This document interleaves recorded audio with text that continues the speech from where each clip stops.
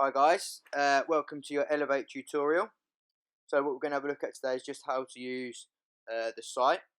So we're going to click on the little icon to log in and it bring up the login page, and then type in your username and your password, and that will open up our account details.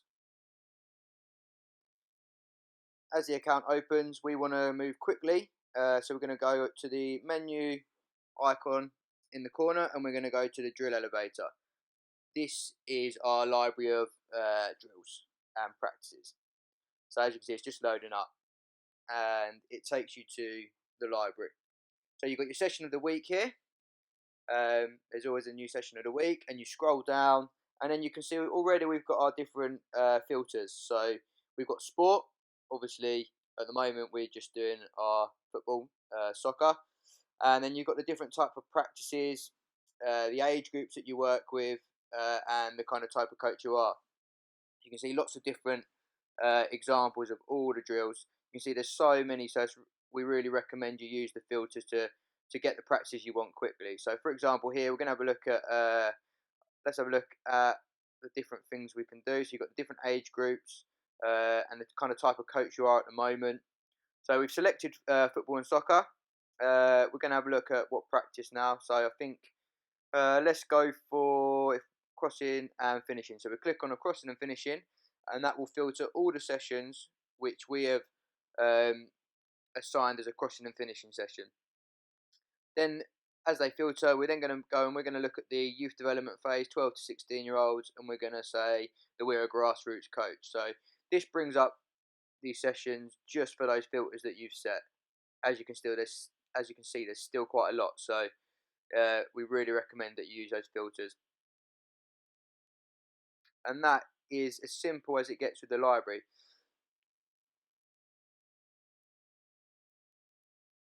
So if we clear the filter there, it resets it, so you've got the little clear button. Just taking a little bit of time to do that. As it clears, it's all reset now.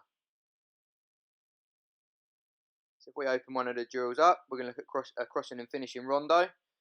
Very simple. You've got your description on the left hand side with the title, and you just click the play button, and your animation plays. You can also enlarge it to full screen.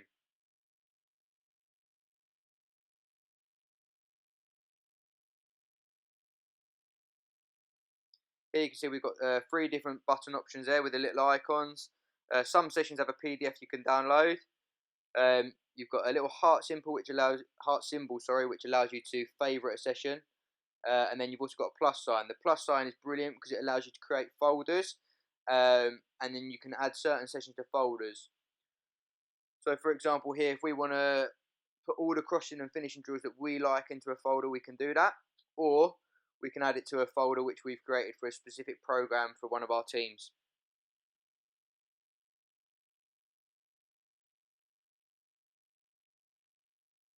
At the bottom, it's just got a few more examples of the videos there that we can look at as well. So we've gone back now to the page of our library. We go back to the menu button and we take a little look at the skill elevator. The skill elevator is kind of little skills and challenges that you can work on with your players, and also allows you as a coach to kind of see how the techniques work and allow you to break them down so you can show your players better. You can see again they're broken into categories. If we select the 1v1 moves here, we're going to go for the Cruyff twist. The Cruyff twist here, we can have a little look at the video. The video has sound and has descriptions.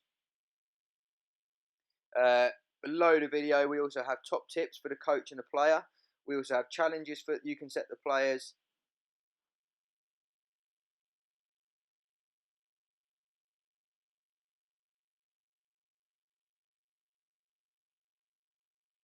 And the skills are broken down into slow motion as well, so they're easier to observe and easier for you to understand as a coach as well if you're not sure of how the skill works. If we go further down, we've got player role models. This will link to a YouTube video of a player that we think is a great role model for this skill or this challenge. And then we've got a challenge here with a diagram. And we also have little trophies where the players and the coach can measure the performance performance of a player performing the skills. So if we move down, we're going to select a different skill here, have a look at a different one.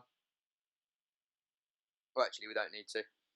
Just showing you the different categories we've got here for all these different skills.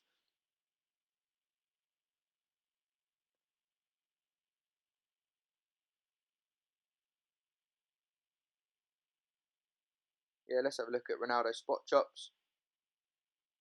Again, you've got the download button, the plus button, and the favorite button, so you can create your own folder again. So you might be able to, if you want to create a folder for a specific player development program for one of your players, skills that you want them to work on, you can do that and then add it to your folder. So if we get out of there and have a little look at the coaching plan session, so the folders we've just created, you can see have now come up into our folders section. So we've got our own folders, as you can see. It says where it says items, that's how many sessions you've got in your folder. And finally, if we look at the coach's corner, so in our coach's corner, these are useful documents and files that we've collated and put together, which we think will be useful to you as a coach. So as you can see, there's not loads at the moment, but this will keep building up. We've clicked on our principles of play one here, so oh no, we haven't. We clicked on our challenge example. So this one shows you lots of different examples that as a coach you might use to challenge your players.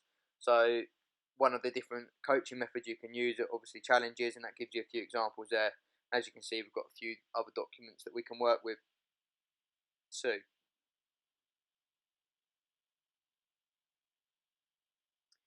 We head back to the drill elevator now,